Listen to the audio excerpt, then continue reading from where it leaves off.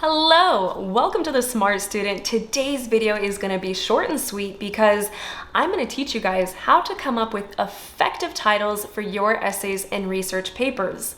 So you know the saying, never judge a book by its cover, because oftentimes the cover of a book is quite misleading to what's actually inside the book.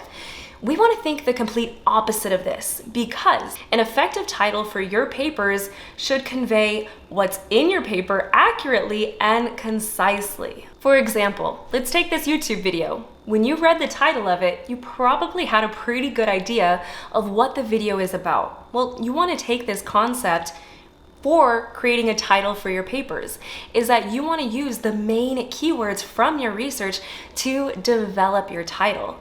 And that's exactly how I like to teach students to do this. Now, keep in mind that your title should be a phrase, and sometimes you can format it as a question, but it's typically a phrase. Now, because I know you guys like concrete material to work off, of course I created a format you can use, a template if you will. Basically, when you create your title, there are two components you always want to include, and sometimes there's a third one, but we'll get into that in just a second. The first two components that you always want to include, or I suggest you include, is going to be the what and the who. So in other words, what is your topic? Who is your topic about? The who essentially is the scope of your topic, if that makes sense.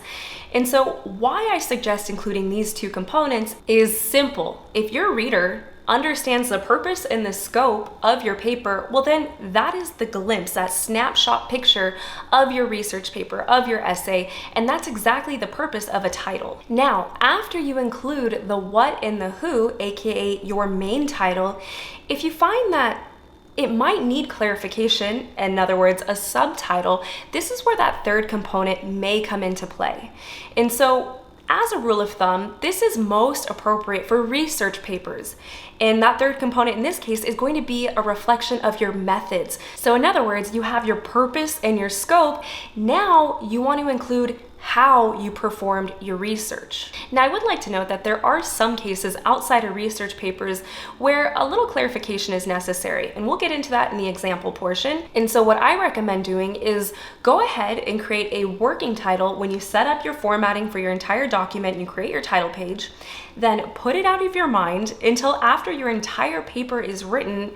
Go back to that working title and revise it until you have your strong, finalized title ready to turn in.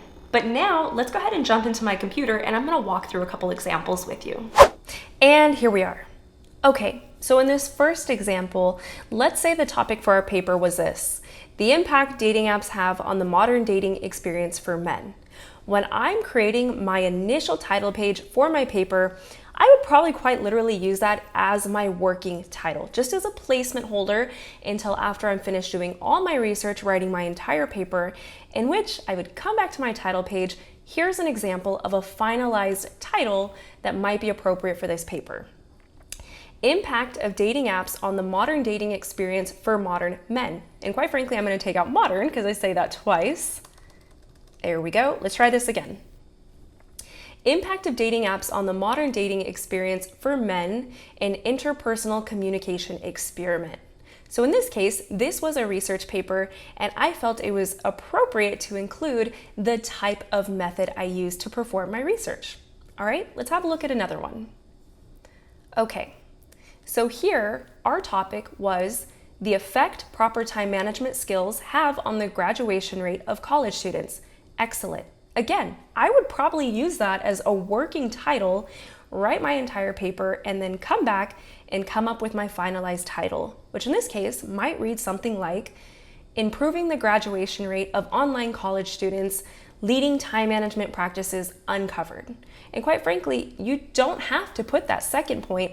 I just wanted to show you the variation of a title with a subtitle, and I believe I have an example here to show you. Okay, I do. Perfect. Let's uncover this. So let's say that I didn't want to include a subtitle. I just wanted one main title. My title might be this: improving the graduation rate of online college students with proper time management. As you can see, they both essentially say the same thing. It's up to you to decide which is more appropriate for you. The last example I want to look at is simply from an actual research paper published online.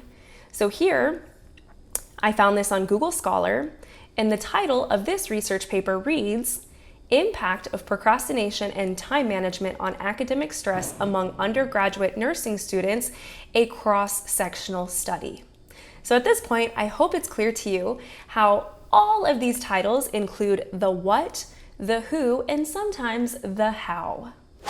And we're back. I hope you guys enjoyed that short tutorial on creating titles for your essays and research papers. If you have any questions or you want to share a title you came up with down below, feel free to comment that. And also, what's new with the Smart Student is we now have an Instagram. So if you want to stay updated and in the loop, be sure to follow the Smart Student Instagram account. I'm going to link that down below, or you can see it on the screen right here. But with that, that's all for today, and I'll see you guys in the next video.